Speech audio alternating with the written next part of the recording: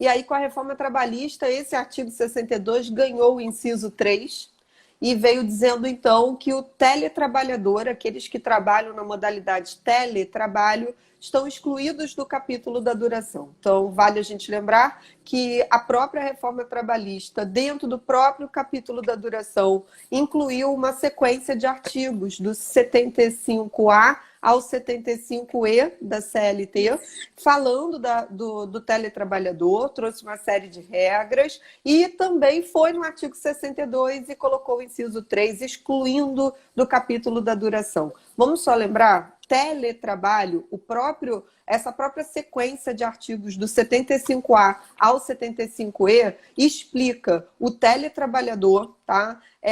O legislador fez questão de falar isso, que o teletrabalhador é diferente do externo. Então, ele já falou logo, não confunda teletrabalhador com externo.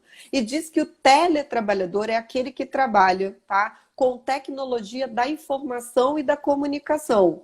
Então, ele explica quem é o teletrabalhador, para deixar bem claro. Porque quando a gente fala do trabalho, né, à distância, que é chamado, né, de home office, que a gente tem o home office, nem todo mundo que trabalha fora da empresa necessariamente é um teletrabalhador. Então, o que é explicado nessa sequência de artigos, né, do 75A ao 75E? Então, ele fala, teletrabalhador é diferente de externo, e para ser um teletrabalhador, trabalha fora da empresa, né, preponderantemente fora do estabelecimento do empregador e utilizando tecnologia da informação e da comunicação. Aí o que acontece? Tome cuidado, né, Ana? Acho que aí a gente tem que fazer sempre essa observação. A mens legis, quando a gente fala, a intenção do legislador foi clara de pegar o teletrabalhador, como incluiu o inciso 3 no artigo 62, foi excluir o teletrabalhador do capítulo da duração. Então, tudo indica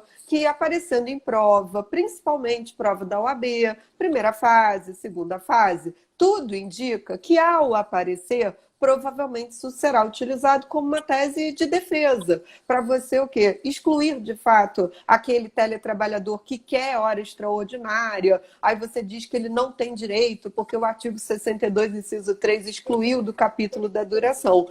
Mas a gente sabe que na vida prática, essa não é a única forma de interpretar, né? Então, assim, fiquem atentos, porque eu vou me ater aqui primeiro a falar o que está na lei. Então, eu acho que, assim, olhou, preste atenção, porque provavelmente, para a banca não meter o dedo em coisas polêmicas, Isso. provavelmente vai vir excluindo. Ana, quer falar um pouco da tese, até para explicar? Quero. Inclusive o seguinte, a gente tem que, né, Ju, isso é importante você ter lembrado, por quê?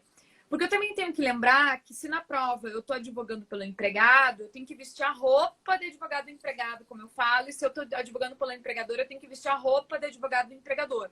E não vou ficar achando muito lá problema, não, é bem letra de lei que normalmente eles cobram. Agora, você está certo.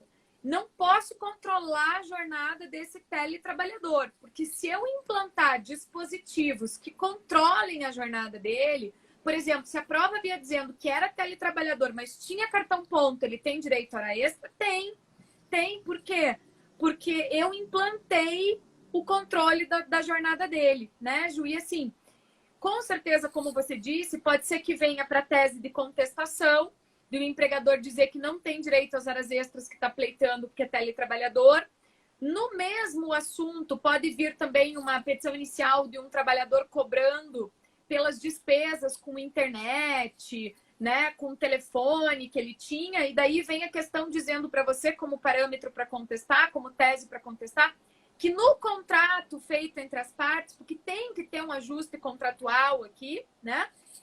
No ajuste feito entre as partes, ficou combinado que isso seria arcado pelo trabalhador. Então, ele não tem nada que cobrar reembolso aqui. Aqui, a gente afasta um pouco aquela ideia de que o empregador tem que arcar com o risco da atividade econômica e arcar com essas despesas, porque o próprio legislador, né, lá no artigo 75D, ele vem falando que as partes vão combinar no contrato, né? Pode aparecer até, né, amiga, aquela situação da pessoa que trabalhava interno e teve o contrato alterado para teletrabalho, né? Aí a letra de lei é bem clara, dizendo que tem que ter um aditivo contratual com a anuência do trabalhador. E se depois quiser voltar, quiser mudar de teletrabalho para presencial, pode, mas tem que dar pelo menos 15 dias para o empregado conseguir adaptar a vida dele para voltar a trabalhar internamente na empresa, né? Então, a gente tem essas situações que podem aparecer como tese mesmo de peças, aí, um recurso pelo empregador, uma contestação, né? Então, isso Olha, é super importante eu também. concordo com você. Eu tenho uma sensação, assim, esse nosso olhar de professora, né? Então, assim, nós somos professoras, então nós também damos aula em graduação, então nós temos que fazer provas, elaborar questões. E essa questão que você tocou agora, do artigo 75D da CLT, eu vejo ali uma possibilidade muito grande dele ser explorado, por exemplo, numa segunda fase, numa questão, por exemplo. Porque o 75D tem o caput e tem o parágrafo único. Aí pode vir, de fato, a pergunta, como você trouxe bem, perguntando assim, quem vai ser o responsável pelas despesas, né? Todos os equipamentos, infraestrutura, despesas, ou seja, quem fornece computador, quem que tem que pagar a internet, quem tem que fazer tudo. A gente tem uma tendência a responder no ímpeto, por lembrar, né, que o empregador corre o risco do negócio, como você bem falou do artigo 2º, e aquela coisa, achar sempre que é o empregador. E, gente, no teletrabalho, o artigo 75D disse, depende do que foi pactuado entre as partes. Isso é muito claro. Pode ter sido pactuado que foi o empregador? Pode, mas pode ter sido pactuado que vai ser o empregado. Pode ter sido pactuado que parte das coisas é do empregador e parte do empregado. Então, assim, cuidado para não responder naquele ímpeto, assim, claro que é o empregador, né? Então, assim, às vezes a gente tem algumas respostas meio internas e prontas que parecem óbvias, mas aí a gente tem que respeitar o comando legal. E sabe o que eu acho bacana? Essa seria tipo a letra A, que seria o caput do artigo 75D, e o parágrafo único do 75D também é ótimo, porque poderia ser tipo a letra B da questão, sabe? Que numa única questão você já responderia, e aí falaria assim, então vamos presumir que foi o empregador, então, que forneceu gratuitamente tudo isso, né? Notebook, os equipamentos, internet, perfeito, né? a infraestrutura, tudo. O empregador bancou tudo, ofereceu tudo para o empregado, inclusive as despesas com a infraestrutura. E aí? E aí que diz no parágrafo único, nada disso tem natureza salarial, né? Então, acho que isso é bem legal. Daí, assim, né, Ju? Dá para encaixar essa resposta não só no 75D, parágrafo único, que não é salário in natura, não tem natureza salarial, e dá para encaixar também lá na teoria da finalidade, né?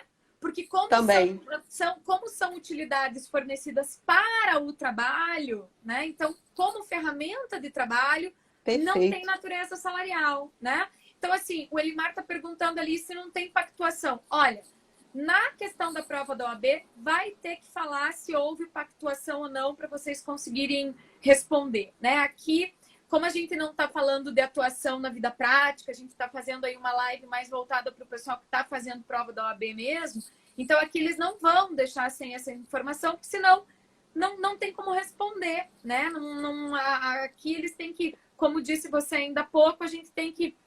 A banca direciona sempre para não correr o risco depois de ter que anular a questão, né? Perfeito. E lembrar, principalmente, então, nessa situação, se você estiver fazendo a segunda fase, e for uma questão, mas também se cair na peça processual, vale a mesma observação, que é importantíssima a capitulação correta no artigo. Então, assim, as questões são separadas em letra A e letra B. E o edital é muito claro. Responda A e responda B. Isso. Coloque tudo que você tem para fundamentar na A, tudo na B. Se você achar que o mesmo artigo é da A e é da B, escreve na letra A e escreve na letra B, né? E nesse caso, seria assim, artigo 75D, caput da CLT na letra A. E na letra B, seria artigo 75D, parágrafo único da CLT na letra B. Então, assim, caput, inciso, alínea, parágrafo, e da onde é, né, gente? Aí o aluno vai, perde ponto depois, bota o artigo certo, não diz da onde é. se é da CLT, se é da onde. Escreve o número da súmula certinho, não diz da onde. Aí fala assim, professora, mas é óbvio que era da CLT, é óbvio que era do TST. Não é óbvio. Se não escrever, eu acho que cabe a gente sempre reforçar, por mais que em aula a gente fale isso várias vezes, é sempre importante lembrar, porque dói no coração ver o aluno precisando da pontuação. Ele escreveu o número correto, mas não disse se era CLT, se era, né, TST, o que era, e a banca simplesmente ela não considera. Então, assim, a gente não quer ver vocês passando por isso. Precisamos alertar, porque aí você já vai, ao longo da sua preparação, dos seus treinamentos, fazendo da forma correta. Então, chega na hora da prova, para você, você já está tão acostumado a fazer desse jeito que você já faz de forma natural, Isso, né? isso mesmo.